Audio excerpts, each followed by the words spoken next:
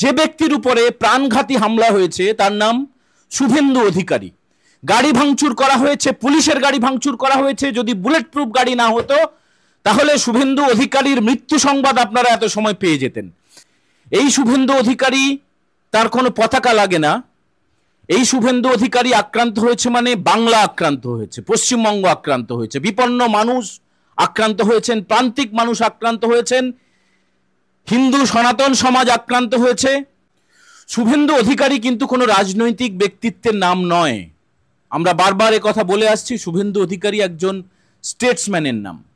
বিরোধী দলনেতা শুভেন্দু অধিকারী সংসদীয় গণতন্ত্রে যা স্থান, মুখ্যমন্ত্রীর পরে সর্বত্র বিজেপি কর্মীদের ওপর আক্রমণ, বিধায়কদের ওপর আক্রমণ, বিভিন্ন জায়গায় সাংসদদের উপরে তৃণমূল কংগ্রেসের আক্রমণ। এখনো আমাদের বহু কর্মী ঘর ছাড়া। কিন্তু আজকে যে ঘৃণ্য চক্রান্ত করেছে তৃণমূলের এই ঘৃণ্য আচরণের বিরুদ্ধে সারা পশ্চিমবঙ্গ জুড়ে সর্বত্র পথ অবরোধ এবং সন্ধ্যাবেলা সব জায়গায় পথসভা করতে হবে। সমস্ত জায়গায় পার্টির সমস্ত কর্মী আজকের এই প্রোগ্রামে অংশগ্রহণ করুন এবং সমস্ত জায়গায় সর্বত্র কুচবিহার থেকে কাকদ্বীপ পর্যন্ত, সাগর থেকে পাহাড় পর্যন্ত যেখানে যত বিজেপি কর্মী আছে পথে নামুন, পথ আটকান।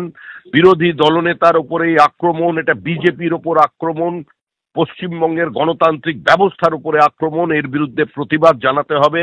তাদের সর্বশক্তি নিয়োগ করে আজকে যত তাড়াতাড়ি সম্ভব প্রত্যেকে পথে নামুন, নেমে পথ অবরোধ করুন, এর প্রতিবাদ করুন।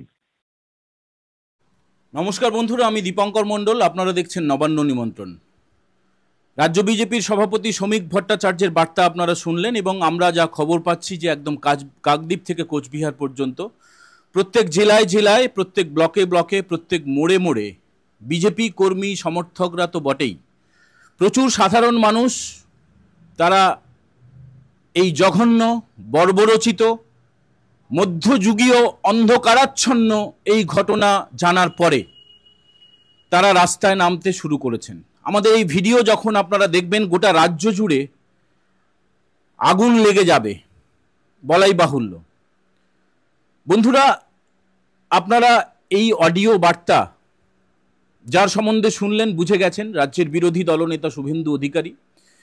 দেখুন দর্শক বন্ধুরা, নবান্ন নিমন্ত্রণে যারা আপনারা প্রত্যেক দিন দেখেন, এই এপিসোড অন্য প্রত্যেকটি এপিসোডের থেকে আলাদা।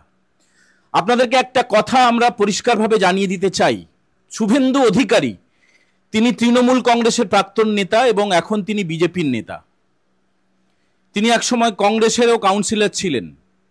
তিনি এ রাজ্যের সমস্ত বিপন্ন মানুষের পাশে থাকার চেষ্টা করেন এবং যখনই তার কাছে খবর আসে, সে কোভিডের সময় হোক, আমফানের সময় হোক, যশের সময় হোক, কোনো পদ্মশ্রী প্রাপকের মাথার উপরে ছাদ না থাকুক, খবর পাওয়ার সঙ্গে সঙ্গে তিনি তার আপ্রাণ সাধ্যমতো চেষ্টা করেন। শুভেন্দু অধিকারী কিন্তু কোনো রাজনৈতিক ব্যক্তিত্বের নাম নয়। আমরা বারবার কথা বলে আসছি, শুভেন্দু অধিকারী একজন স্টেটসম্যানের নাম। শুভেন্দু অধিকারী আক্রান্ত হয়েছেন, রাজ্য বিজেপির সভাপতি তিনি খুব স্বাভাবিকভাবে মুখ খুলেছেন। এখনো পর্যন্ত দেশের প্রধানমন্ত্রী নরেন্দ্র মোদী বা স্বরাষ্ট্রমন্ত্রী অমিত শাহের কোনো বিবৃতি আমরা পাইনি, অপেক্ষায় থাকব। রাজ্যের মুখ্যমন্ত্রী তৃণমূল নেত্রী তিনি খিচুড়ি বিতরণ করবেন, তিনি ছবি তোলার জন্য ভ্রমণ করবেন, তার কথা ছেড়ে দিন, তার তরফে কোনো বিবৃতি আমরা আশাও করি না। সাধারণ মানুষ কিন্তু ঘটনাটাকে অত্যন্ত নক্কারজনক, অত্যন্ত ঘৃণ্যভাবে দেখছেন। তার কারণ, যে ব্যক্তির উপরে প্রাণঘাতী হামলা হয়েছে তার নাম শুভেন্দু অধিকারী। গাড়ি ভাঙচুর করা হয়েছে, পুলিশের গাড়ি ভাঙচুর করা হয়েছে। যদি বুলেট প্রুফ গাড়ি না হতো তাহলে শুভেন্দু অধিকারীর মৃত্যু সংবাদ আপনারা এত সময় পেয়ে যেতেন। যেভাবে হামলা হয়েছে, রোহিঙ্গা মুসলিমদের দিয়ে যেভাবে একদম হত্যা করার জন্য এই আক্রমণ করা হয়েছে কোচবিহারে। এবং আপনারা মনে রাখবেন যে কোনো রাজনৈতিক দল লাগে না শুভেন্দু অধিকারী। তিনি এমন একজন মানুষ, এত হাজার হাজার লক্ষ লক্ষ আক্রান্ত বিপন্ন মানুষের পাশে তিনি দাঁড়িয়েছেন। এই শুভেন্দু অধিকারী, তার কোনো পতাকা লাগে না। এই শুভেন্দু অধিকারী আক্রান্ত হয়েছে মানে বাংলা আক্রান্ত হয়েছে, পশ্চিমবঙ্গ আক্রান্ত হয়েছে, বিপন্ন মানুষ আক্রান্ত হয়েছেন, প্রান্তিক মানুষ আক্রান্ত হয়েছেন, হিন্দু সনাতন সমাজ আক্রান্ত হয়েছে এবং প্রত্যেকটা মায়েদের ওপরে, বোনেদের ওপরে, ভাইদের ওপরে, সাধারণ নাগরিকদের ওপরে আক্রমণ নেমে এসেছে এই বর্বর তৃণমূলের দ্বারা। এ রাজ্যে কিন্তু এই পরিস্থিতি আমরা আশা করিনি, এতটা অবনমন হবে আমরা আশা করিনি। আজকের এই ঘটনা চোখে আঙুল দিয়ে দেখিয়ে দিল যে এ রাজ্যে রাষ্ট্রপতি শাসন জারি না হলে সাধারণ মানুষ বাড়ি থেকে বেরোতে পারবেন না, বাজারে যেতে পারবেন না, স্কুল কলেজে যেতে পারবেন না, দোকানে যেতে পারবেন না, কর্মক্ষেত্রে যেতে পারবেন না। মুখ্যমন্ত্রীর পরে সাংবিধানিকভাবে যার পদাধিকার, রাজ্য বিধানসভার বিরোধী দলনেতা, তাকে হত্যা করার চক্রান্ত হবে প্রকাশ্য দিবালোকে, যেখানে রাজ্যের মুখ্য সচিব, স্বরাষ্ট্র সচিব রাজ্যপালকে জানিয়ে আদালতের অনুমতি নিয়ে বিরোধী দলনেতা কোচবিহারে গেছিলেন তার সহকর্মীদের পাশে দাঁড়ানোর জন্য। দিনের পর দিন বিজেপি বিধায়কদের উপরে আক্রমণ করা হচ্ছিল। এমন একজন মানুষের উপরে আক্রমণ করা হয়েছে। আচ্ছা, প্রথমে আমরা শুনে নিই স্বয়ং শুভেন্দুবাবু তিনি কি বলেছেন।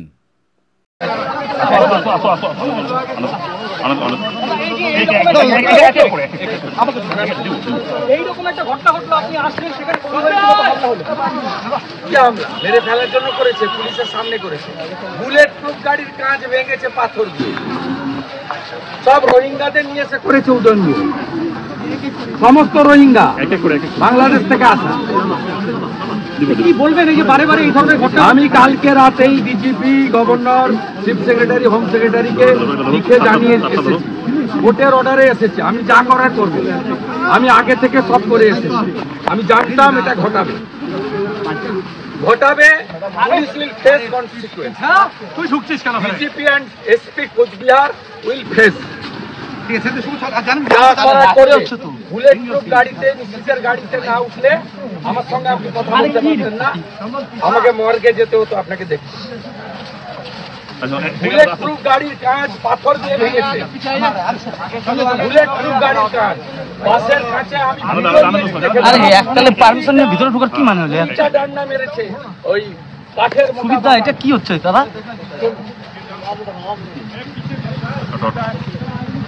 এই গাড়ির পিছনে গাড়ি আগে, সুবিধা হাতটা সুবিধা হাতটা পিছাও, গাড়িটা নিয়ে ঢুকবো। গাড়িটা দেখান, গাড়ির পিছনটা দেখান, গাড়ির পিছনটা দেখান। দেখুন যেই গাড়িতে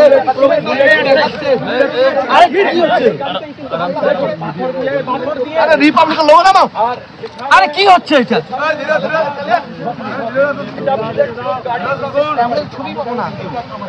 তার গাড়িতে বলে গাড়িতেই বসেছিলেন বিরোধী দলনেতা, কাঠের মোটা বাটাম দিয়ে।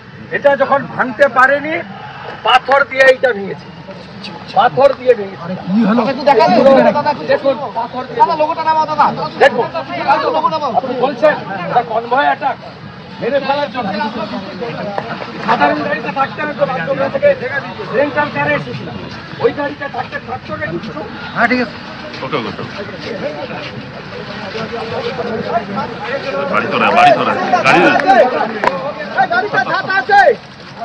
আচ্ছা